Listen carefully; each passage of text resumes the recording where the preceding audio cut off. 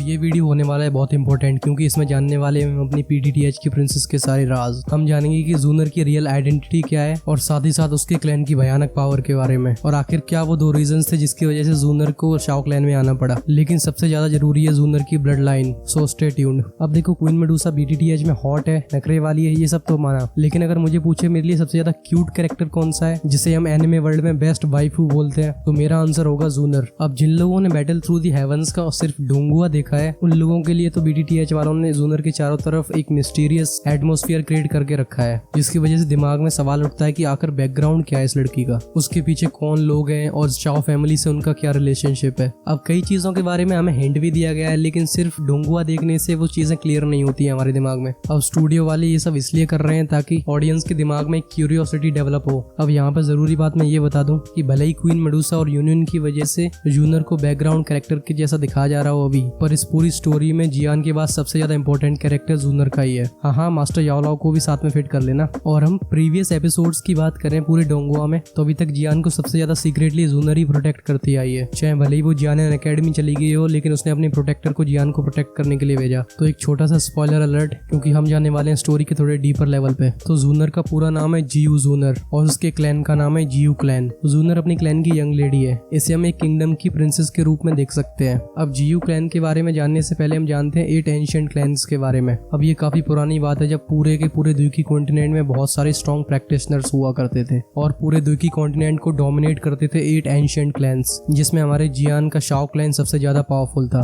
और फिर आता था जियू क्लैन और हुन क्लैन। अब हॉल ऑफ सोल तो एक साइड ब्रांच है, हुन क्लैन है रियल हॉल ऑफ सोल के पीछे की पावर। खैर, सारे के सारे एंशिएंट क्लैन्स के बारे में फिर कभी बात करते हैं। तो जब वो एंशिएंट क्लैन्स एग्जिस्ट करते थे, तभी अचानक से जन्म हुआ एक डॉडी का। डॉडी को एक तुम गॉड के लेवल का समझ सकते हो, जो थे एंशिएंट एम्परर तोशे। जब वो असेंड करके दूसरी दुनिया में गए तो उनने अपनी लेगेसी छोड़ी और उनकी पूरी इनहेरिटेंस को उनके छोड़े हुए तोशे एंशिएंट जेड की मदद से ही खोला जा सकता था। इसलिए उस एंशिएंट तोशे जेड की वजह से सारे के सारे 8 ग्रेट क्लैन्स में हो गया शुरू वॉर, और कई सारे स्ट्रॉन्ग कल्टिवेटर्स मारे गए, जिसकी वजह से द्वीकी कॉन्टिनेंट के ओवरऑल स्ट्रेंथ काफी ज्यादा गिर गई और हमारा शाओ क्लैन काफी ज्यादा डिक्लाइन में आ गया। बाद में एक पीस ट्रीटी साइन करी गई, जिसमें उस तोशे एंशिएंट जेड को 8 टुकड़ों में बांटा गया और उसके हर एक टुकड़े को 8 क्लैन्स में सेफगार्ड करने के लिए दे दिया गया। तो जूनर के शाओ फैमिली में आने के 2 रीजंस में से पहला रीजन ये था कि डिक्लाइनिंग शाओ फैमिली से उस तोशे एंशिएंट जेड के बारे में पता लगाया जा सके, क्योंकि शाओ फैमिली के पास अब अपने आप को प्रोटेक्ट करने की पावर नहीं रही। तो जियू क्लैन उस जेड पीस को अपने पास रख के सेफगार्ड करना चाहता था। और दूसरा रीजन ये था जिसकी वजह से जियू क्लैन ने जूनर को शाओ फैमिली में भेजा, क्योंकि जूनर की एज काफी ज्यादा कम थी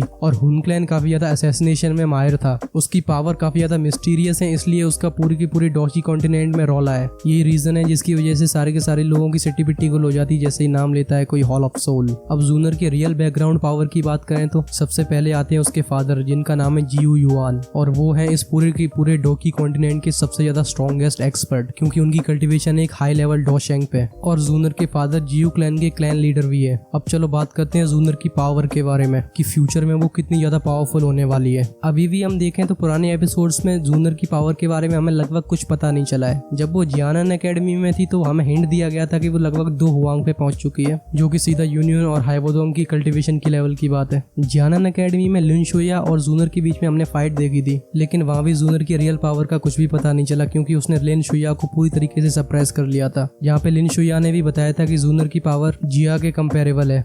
कोइंसिडेंटली हमारी जिया भी एक बहुत ही पावरफुल रेस से बिलोंग करती है, और उससे भी ज्यादा कोइंसिडेंट की बात है कि वो भी वहाँ की प्रिंसेस है। अब जब सीजन 5 में जूनर अपने क्लैन वापस गई तो जाने से पहले उसने जियान से बोला कि तुम्हारी कल्टीवेशन जब तक डाओजोंग लेवल पे न पहुंच जाए तब तक मुझे ढूंढने के लिए मत आना। अब इस बात से अंदाजा लगाया जा सकता है कि उसके क्लैन में ये 2 हुआंग 4 हुआंग तो सिर्फ आलू गोभी की तरह है, और डाओजोंग को थोड़ी सी इज्जत दी जाती है, जहाँ पे डाओजोंग लेवल के बंदे थोड़ी सी कमांड संभालते हैं और top of the food chain में बैठे होते हैं हमारे डाओशेंग। चलो अगर हम स्पेसिफिकली बात करें कि जूनर कितनी पावरफुल होगी, तो यहाँ पे पहली बात आती है उसके स्टेटस की। अब क्योंकि वो अपने क्लैन की एक यंग लेडी है, तो उसे सबसे ज्यादा पावरफुल स्किल, स्क्रोल्स और टेक्निक्स को पढ़ने का मौका मिलता है, जिसकी वजह से वो सीधे डाओशेंग लेवल के एक्सपर्ट से अपनी कल्टीवेशन के बारे में गाइडेंस ले सकती है। लेकिन यहाँ आता है जूनर के बारे में सबसे ज्यादा इंपॉर्टेंट पॉइंट। वेल एक्चुअली में ये 2 पॉइंट्स हैं, जिसमें पहली चीज जूनर one of the most powerful heavenly flames को पोजेस करती है, जिसका नाम होता है gold emperor incinerating heavenly flame. ये थोड़ा सा टंग ट्विस्टर था। और दूसरी जो सबसे इंपॉर्टेंट चीज है वो है कि जूनर पोजेस करती है पूरे के पूरे जियू क्लैन में सबसे ज्यादा परफेक्ट डॉडी ब्लड को। डॉडी ब्लड का मतलब है जो गॉड लेवल पे पहुंचने का पोटेंशियल सबसे ज्यादा ज्यादा रखता है। चलो मेरे भाई तुम यहाँ तक रुके हो, तुम्हारे लिए एक सीक्रेट राज बताता हूँ। जब जियान जूनर के पिता से मिलेगा